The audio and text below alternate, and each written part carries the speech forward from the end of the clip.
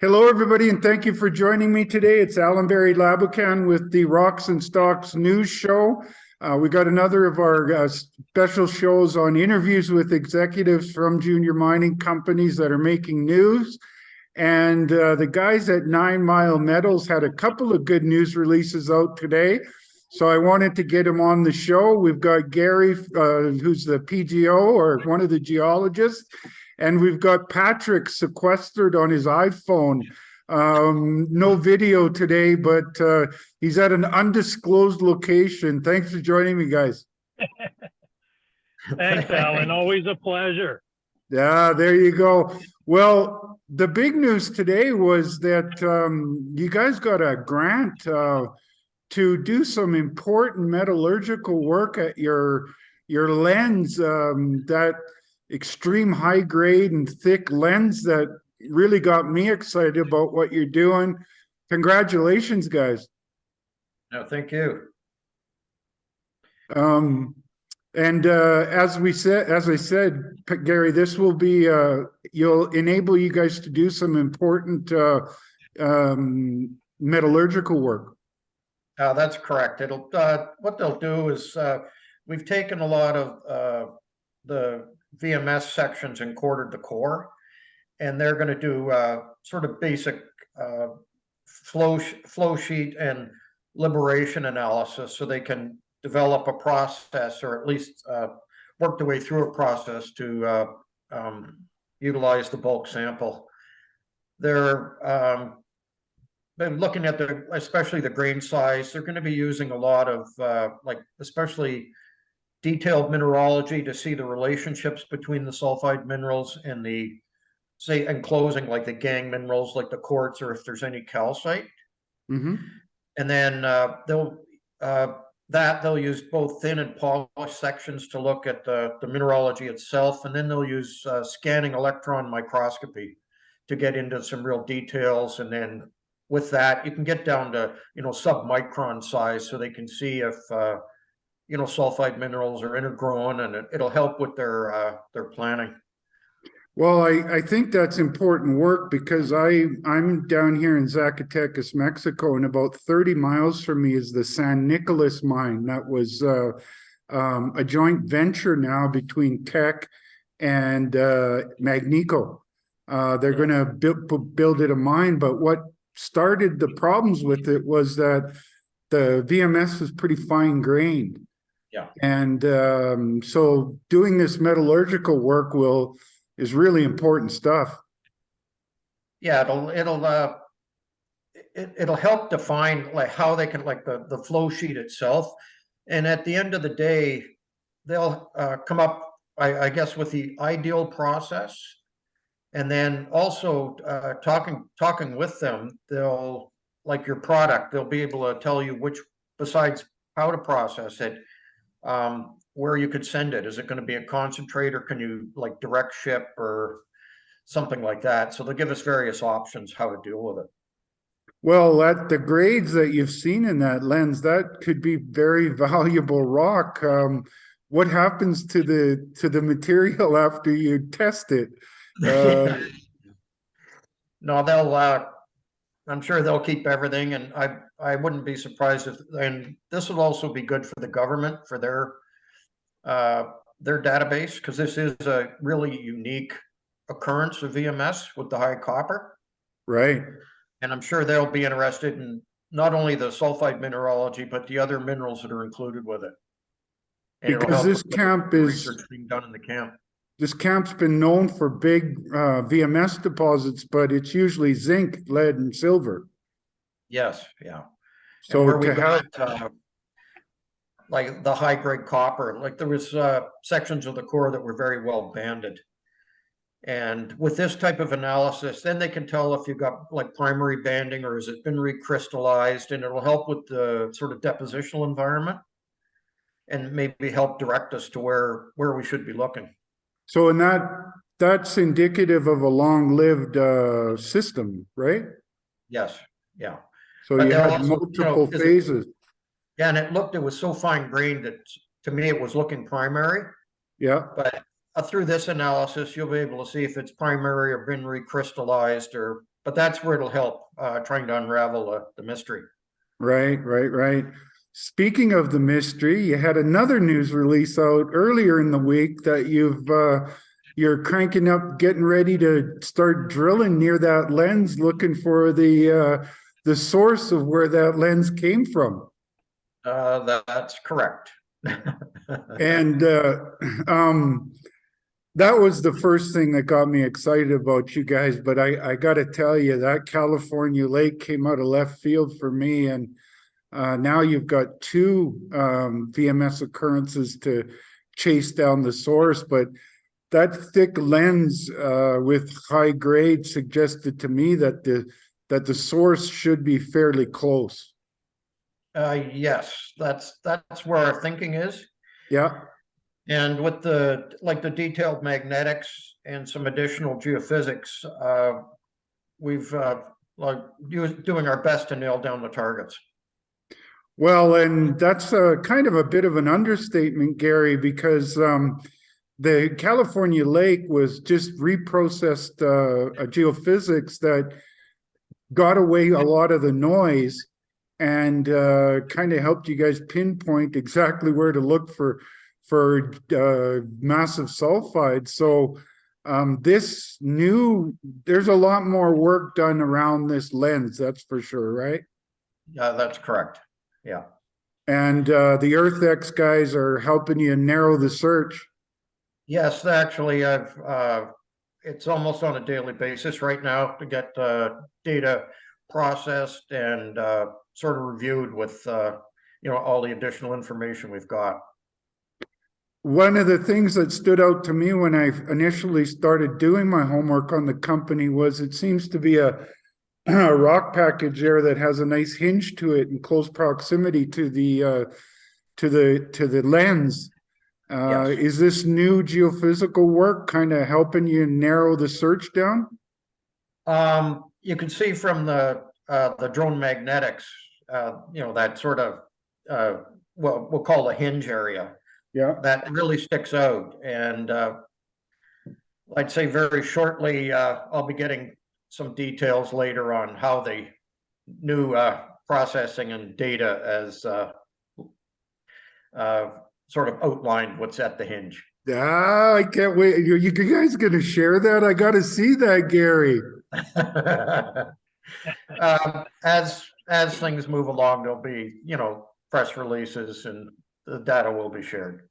The reason I ask is I was very fortunate in my diamond exploration days to work with the guy who was the world exploration manager for Anglo. Really brilliant geophysicist, and he kind of mentored me along. So I know what those colored things look like sometimes. Yeah, I know. It's they like playing with their maps and all that, and it's but now we're getting into some really advanced like data processing, and that's what drives it.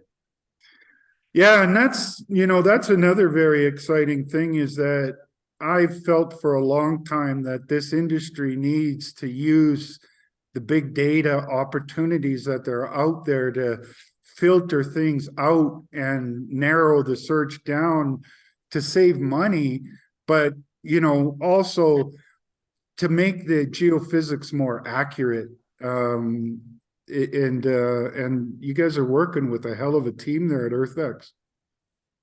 Yeah, I mean it's also there's also a human factor in this too. I know one of the lines the guys worked on, they actually resurveyed it just to make sure data was correct. Oh, There was yeah. So obviously they saw something that they wanted to make sure was correct. Well, also sometimes you'll also get spurious data that looks a little different. You just want to make sure what you're going to process is, correct. So it's good QA/QC. So Patrick, from your undisclosed location there, you got something to add for us on sort of what's upcoming or what you want to share with us? Yeah. From deep within the bunker, where I am.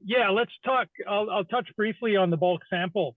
So this is stage one of a two-stage process. And we're very honored and fortunate to have received a government grant that'll cover the complete cost for our shareholders and for our project. But like I said in the press release, it's great to have the highest grade asset in the camp, but it's also a downfall because they've never processed something so high grade. Obviously, this is a big attraction for the government and one of the supporting factors. But we can't just, for instance, process this and go drop it off at the Caribou mill because their mill is tweaked for 8% combined lead zinc. You know what I mean? Yes. So what this is going to do, the first part is the metallurgy analysis. Won't take very long. That'll get done, and then it'll tell us, number one, like Gary said, exactly the best process based on the outcome of the analysis. Then number two is they will partner us with a production facility, whether we direct ship out of New Brunswick offshore, or do we process it with bioleaching or sorting or whatever, and then but they'll partner us with someone that can handle the process. And then number three would be, I've seen some questions coming in. 100% we get paid for this ore, less the royalty and cost. So it is very economic for us. It's very high cost ore, and so that's another great benefit for the shareholders and the company. There is an economic benefit for sure. And you can do that. You're good with the ore numbers yourself. I think you pretty much can ballpark it. But once the government takes their little percentages off the top and the cost of shipping, it's still very profitable. And then I'll just talk quickly on what Gary was saying. So yeah, we're daily getting updates. We have our original analysis from end of before phase this one. Patrick, can I mention one thing? You Sure. said something really important there that, two things. One is the highest grade in a camp. This isn't just any run-of-the-mill camp. This is the third most important VMS camp in the world. The second thing you mentioned that stood out to me just now is that when I was involved with a 500-ton bulk sample, it was helicopter supported, and we had to get it out of there on a barge and had a short window to do all this, and it was very costly. You guys are right beside a road, no need for helicopters. So my numbers are probably a little skewed compared to what you guys are going to do. Yeah, I mean, don't forget, we have year-round access. We got CN Rail. We got deep water ocean ports, at Belledune. Yeah, it really comes down to a process partner based on the analysis that RPC and a great supporter, Leo Chung, who's been a quarterback for us within that organization and with the government IRAP department. And they're very excited to get started. University of New Brunswick will be where the SEM microscope will be deployed and the work will be done there. So we're very, very lucky to have a great jurisdiction and great mining support infrastructure from the agencies, the Department of Energy, Mines, et cetera. I can't, thank them enough. And New Brunswick is phenomenal. Canada obviously, they I can't put words in their mouth, but they must like the prospect of creating a lot of jobs here. Well, they just told us, find the source and we'll make this a full-time process here, and we'll build our own mill and we won't have to ship it anywhere. Wow. But yeah, I mean, it's phenomenal. The nice thing that people should remember, the higher the grade of a deposit, the less the economic footprint, right? From an environmental standpoint, greater economic returns, so you're not, it's not like gold rush and you're doing half a mountainside for a mason jar of gold. Right. We're getting, 12% copper, 30+% lead zinc, and, up to 400 or 500 grams silver and then gold on top of that. All, it's so high grade. It really is very profitable because the footprint is so small. Well, and that's what gets a premium is those low cost operations. Yeah, I mean, you can almost go open pit, right, with a small footprint, and then reclamation at the end. But you know, getting to the new geophysics and what's happening now. Do you remember that experiment we talked about several months ago with the lens was so high grade that the copper and gold was giving us such a high chargeability. So we normally do EM ground surveys, but this time we did a EM ground orientation survey and we did a IP based survey over the same lines.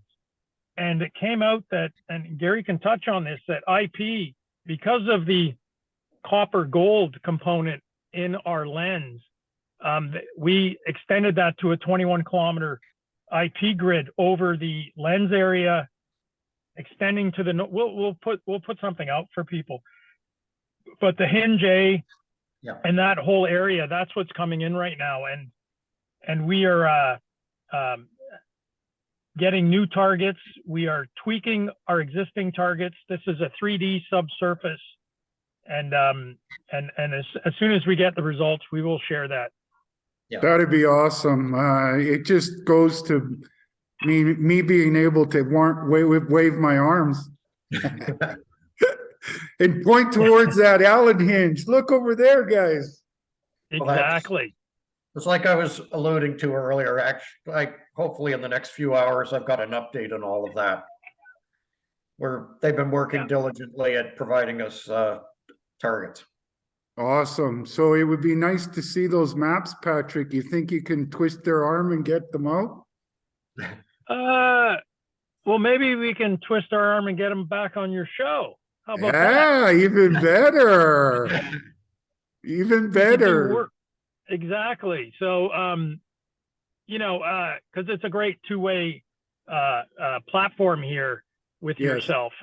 It would be, and you know, you can help interpret it for our viewers quite nicely. So, versus a static release, but we will do both. And you know, I'd love to be back on next week with Gary and yourself, and we'll give you an update.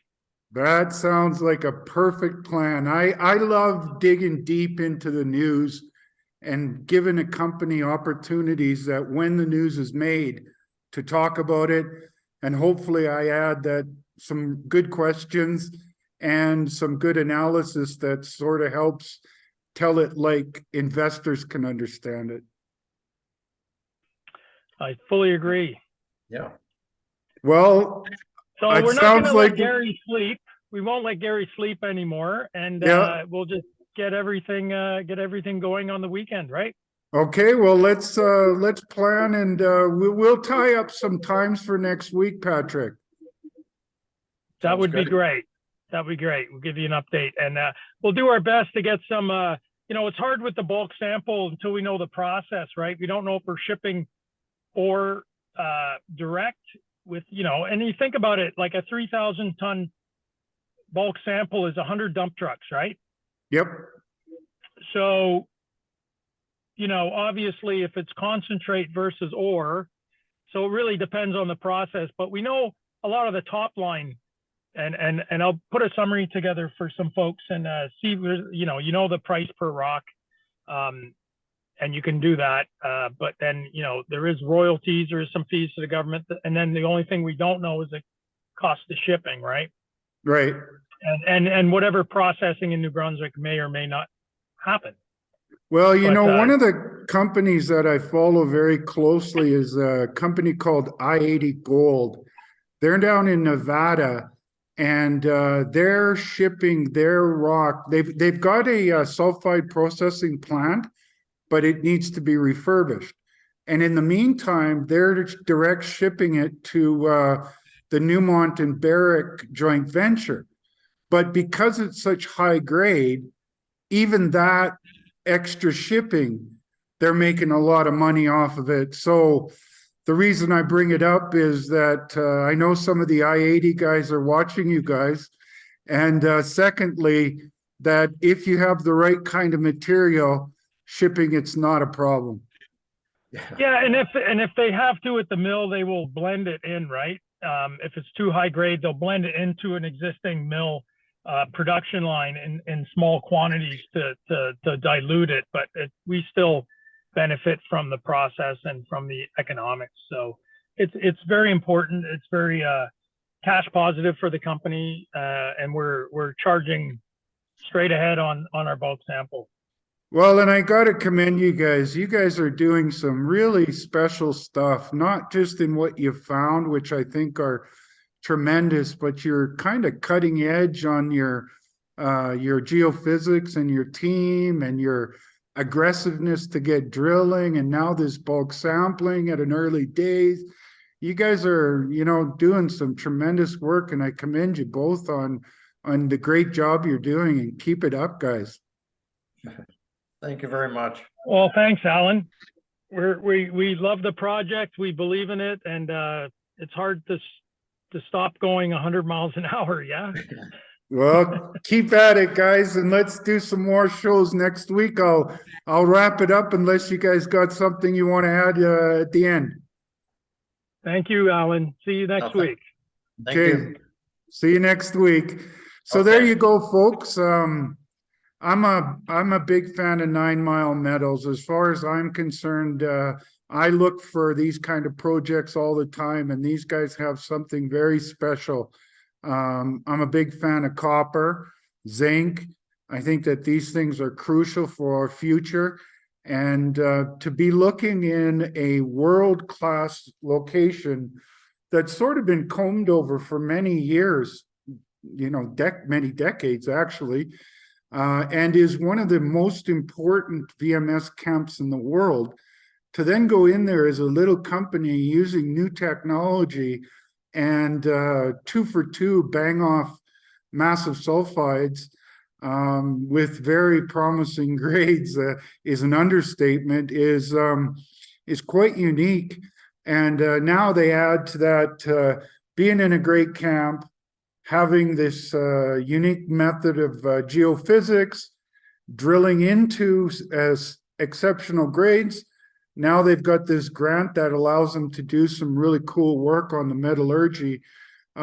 This company is, they're doing big company stuff inside of a little company that only has a $13 to $15 million valuation. And I think this is leading them to grow into a very big company.